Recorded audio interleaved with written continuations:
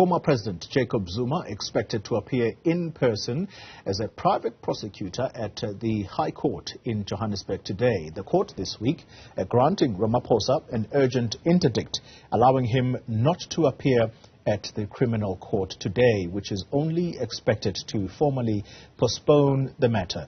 Ramaphosa's review of Zuma's prosecution bid is set down for the month of May.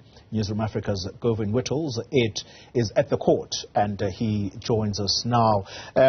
Govan, good morning to you. So this is quite an important case, but South Africans perhaps would be wondering why it is that it is being given so much attention, given the many issues that this country is contending with at the moment. Could it possibly be that it involves a sitting president of the country, and perhaps it deserves the kind of attention?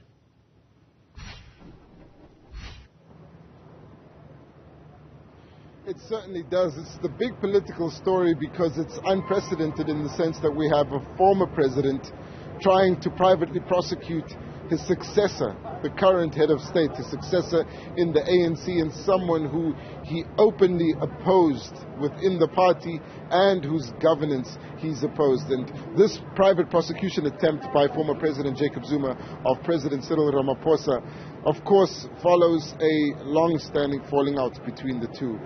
Remember that the former president first publicly disagreed with the successor when the current president penned that letter describing the ANC as accused number one. Since then, only things have gone downhill, and today we're on the steps of the High Court in Johannesburg, where the former president is expected to arrive in a short while.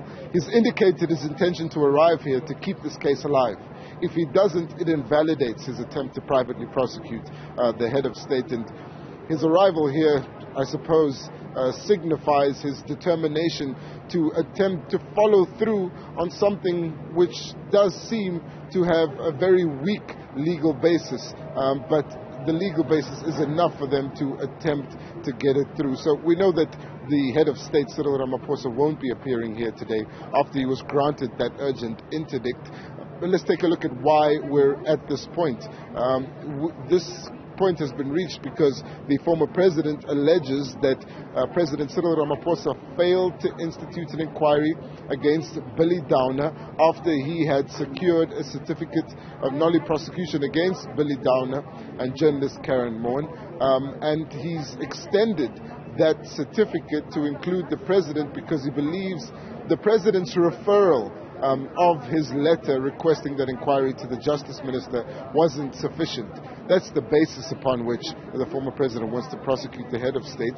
This matter has been given attention by the ANC, its officials. They've said that they're hoping to resolve this, but by all intents and purposes, it seems that what we have here is a standoff between the former head of state and the current head of state, and it's something which former President Zuma doesn't appear willing to let go, and it appears to be one of the tools he'll use to continue his criticism of President Cyril Ramaphosa's governance and his second term.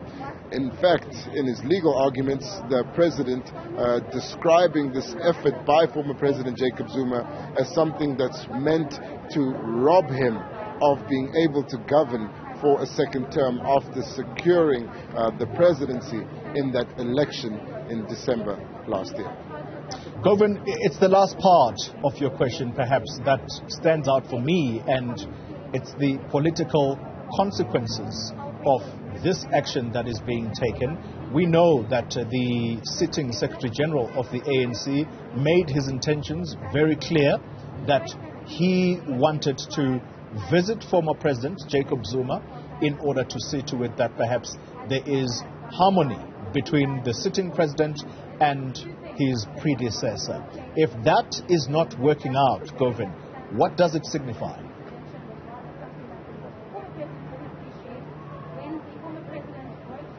A complete collapse of the relationship between the former president and the current head of state. There was a very awkward, light-hearted moment at the conference where the former president and the current president met and shared a laugh, a handshake as they usually do. But the evidence suggests that the relationship between them is as sour as it's ever been. Remember that the current head of state served as then President Jacob Zuma's deputy in the ANC and in government. Then they seem to be getting along after the current president defeated Dr. Nkosazana Dlamini Zuma in December of 2017. It appeared that their relationship was breaking down at rapid speed, and right now it does appear that it's hit rock bottom with this effort. It's clear that the current Secretary General has not been able to resolve the impasse. The officials meet every Sunday, Oli, and they meet, and no doubt this issue hovers over these meetings. It lingers in the background. The difference is the officials appear to be solidly united behind the current head of state, and the ANC is not issuing any statements about the conduct of former President Jacob Zuma. What's interesting is that the Secretary General had said when leaving Newzroom, as they postponed that conference, that when you attack the head of the ANC, you attack the ANC itself.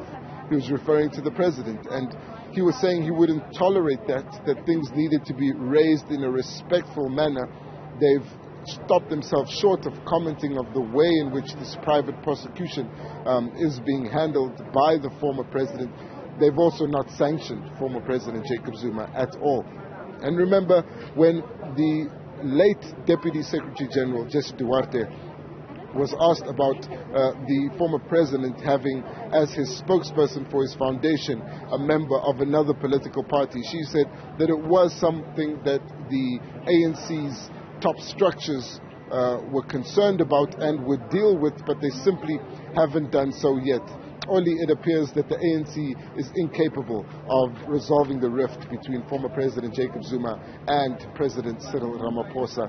It does appear that they're allowing this process to unfold and allowing the former president to undertake these kinds of legal challenges, while at the same time addressing gatherings in the run-up to Newzroom, calling for the ANC members not to allow President Cyril Ramaphosa to deliver that political report, clearly defying his leadership, and the ANC in KwaZulu-Natal having supported former President Jacob Zuma in everything that he's done so far, also not commenting on his attempted private prosecution of the head of state.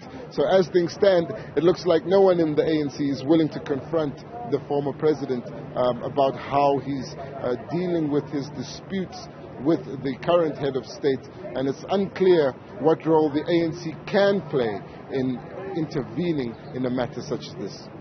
Govan Whittles, thank you very much for putting us in picture there.